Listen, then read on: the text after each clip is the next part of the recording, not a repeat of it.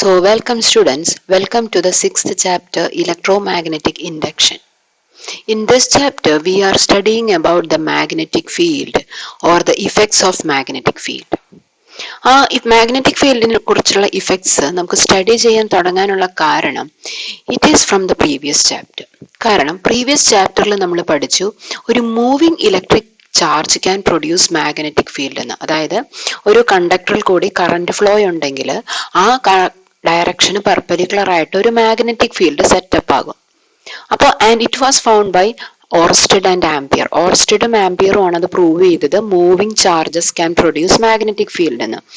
അങ്ങനെയാണ് ആളുകൾ ചിന്തിച്ചത് whether its opposite reverse effect is also true.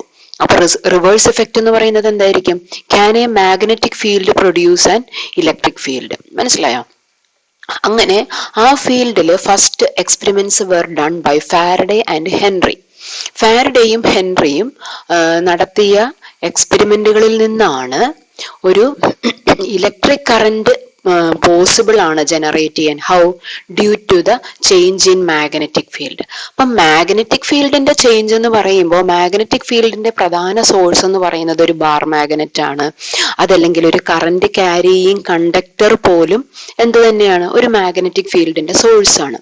അപ്പോ ഒരു ബാർ മാഗ്നറ്റ് മൂവ് ചെയ്താലോ അല്ലെങ്കിൽ ഒരു കറന്റ് ക്യാരിയിങ് കണ്ടക്ടർ മൂവ് ചെയ്താലോ it can produce an electric current in neighbourhood, അല്ലെങ്കിൽ അതിൽ തന്നെ നമുക്ക് പ്രൊവൈഡ് ചെയ്യാൻ സാധിച്ചാൽ അതാണ് ഇപ്പൊ ഈ പറഞ്ഞ റിവേഴ്സ് ഇഫക്റ്റ് എന്ന് പറഞ്ഞത്.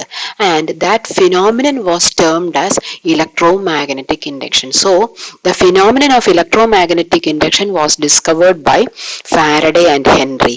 It is the phenomenon in which electric current is generated by varying magnetic field.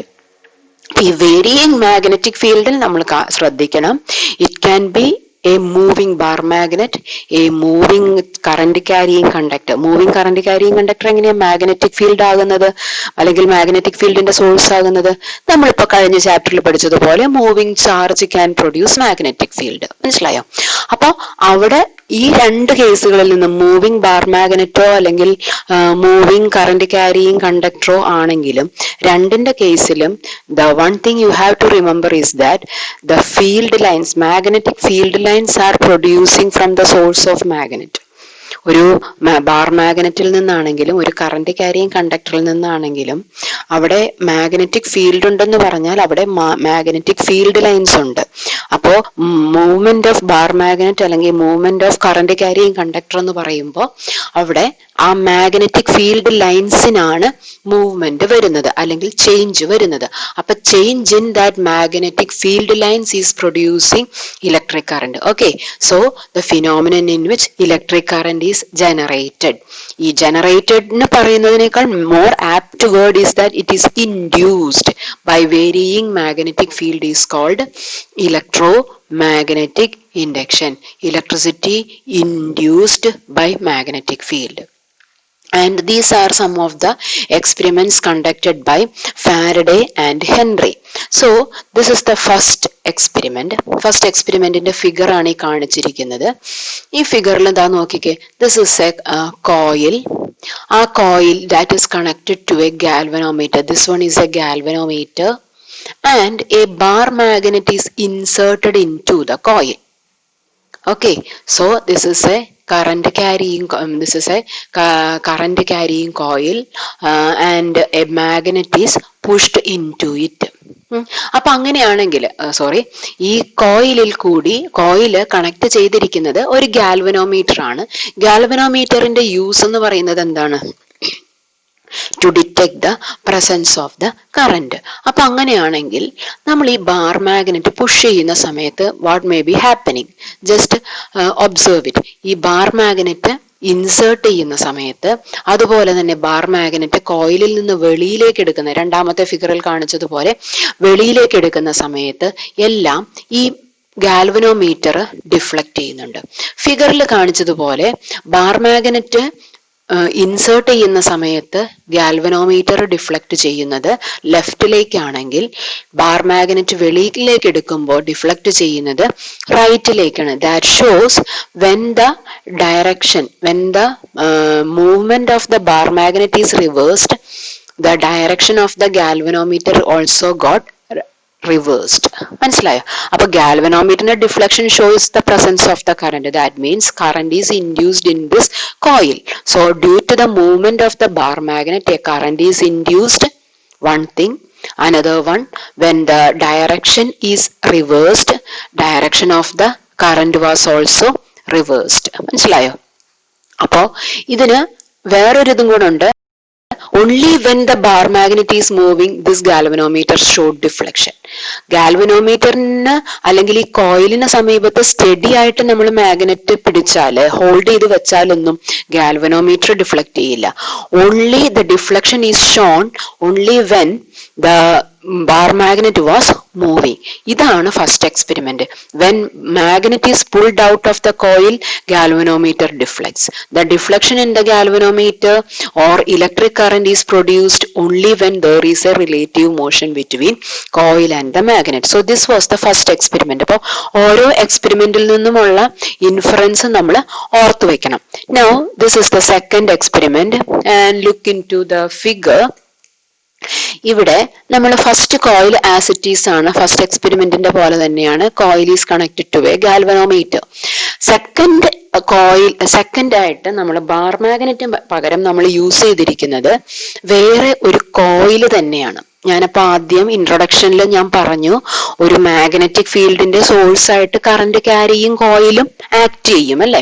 അപ്പൊ അതുകൊണ്ട് ഇവിടെ നമ്മൾ യൂസ് ചെയ്തിരിക്കുന്നത് ഒരു കറന്റ് ക്യാരിയിങ് കോയിലാണ്. കണ്ടോ, ഒരു സെല്ലുമായിട്ട് കണക്ട് ചെയ്തിരിക്കുന്ന coil. So it is A current carrying coil. അപ്പൊ അങ്ങനെയാണെങ്കിൽ ഈ കറന്റ് ക്യാരിയിങ് കോയിലിൽ എന്തുണ്ടാകണം? മാഗ്നറ്റിക് ഫീൽഡ് ഉണ്ടാകണം. And it is moved towards and away from the first coil. ഈ ആദ്യത്തെ കോയിലിന് സമീപത്തേക്കും അകലേക്കും ഈ സെക്കൻഡ് കോയിൽ നമ്മൾ മൂവ് ചെയ്തുകൊണ്ടിരുന്നു. അങ്ങനെ മൂവ് ചെയ്യുന്ന സമയത്തും എന്താ സംഭവിക്കുന്നത്? ഗാൽവനോമീറ്റർ ഡിഫ്ലക്ഷൻ കാണിക്കുന്നുണ്ട്. മനസ്സിലായോ? അപ്പോ ഇത് ഇലക്ട്രിക് കറന്റ്, ഇവിടെ ഉണ്ടാകുന്ന ഇലക്ട്രിക് കറന്റിന്റെ ഇന്റൻസിറ്റി ഫസ്റ്റ് കോയിലിലേക്ക് അപ്രോച്ച് ചെയ്യുന്ന സമയത്ത് വേരി ചെയ്യും അല്ലെ. ഇതിൽ കൂടെയുള്ള intensity of electric field will be changing.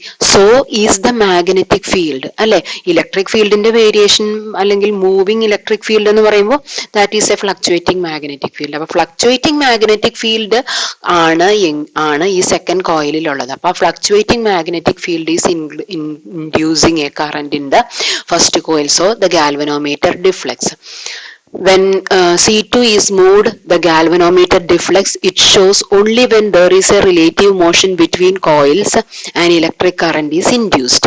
മനസ്സിലായോ? അപ്പൊ നേരത്തെ നമ്മൾ പറഞ്ഞതുപോലെ ബാർ മാഗ്നറ്റ് സ്റ്റേഷനറി ആയി പിടിച്ചാൽ, ഈ കേസിൽ C2 എന്ന സെക്കൻഡ് കോയിൽ സ്റ്റേഷനറി ആയിട്ട് പിടിച്ചാൽ ഒന്നും ഗാൽവനോമീറ്റർ ഡിഫ്ലക്ട് ചെയ്യില്ല.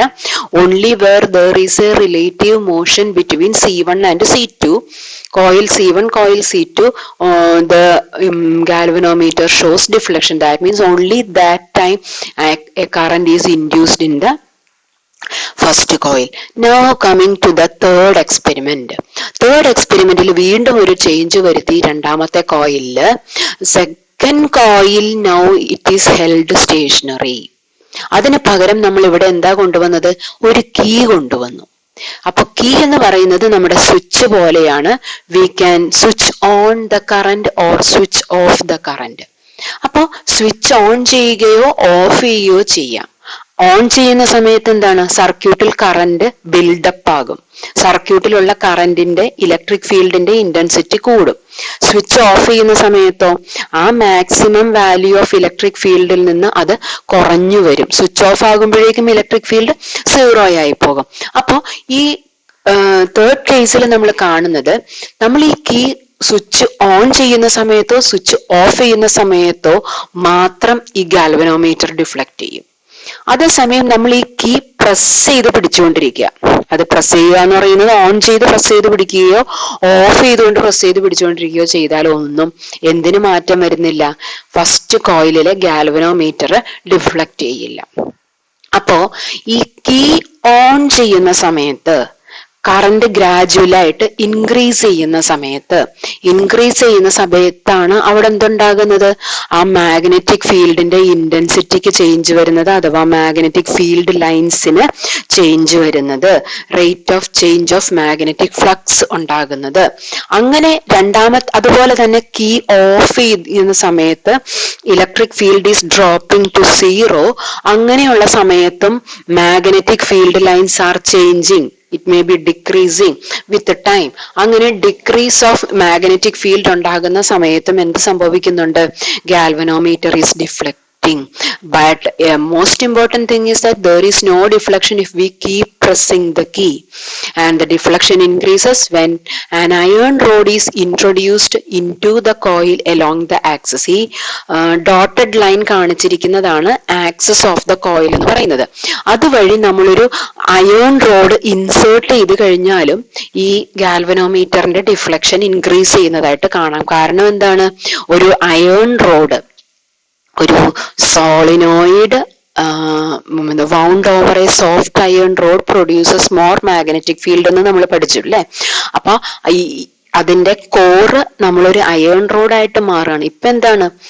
കോയിലിന്റെ കോർ എന്ന് പറയുന്നത് എയർ ആണ്. അതേസമയം ഒരു സോഫ്റ്റ് അയേൺ ആക്കി മാറ്റിക്കഴിഞ്ഞാല് അതിന്റെ intensity of magnetic field increase ചെയ്യും. അത് തന്നെയാണ് ആ പറഞ്ഞിരിക്കുന്ന last sentence, deflection increases or the current induced current increases. അപ്പൊ 3 എക്സ്പെരിമെന്റുകളും നിങ്ങൾക്ക് മനസ്സിലായെന്ന് വിചാരിക്കുന്നു.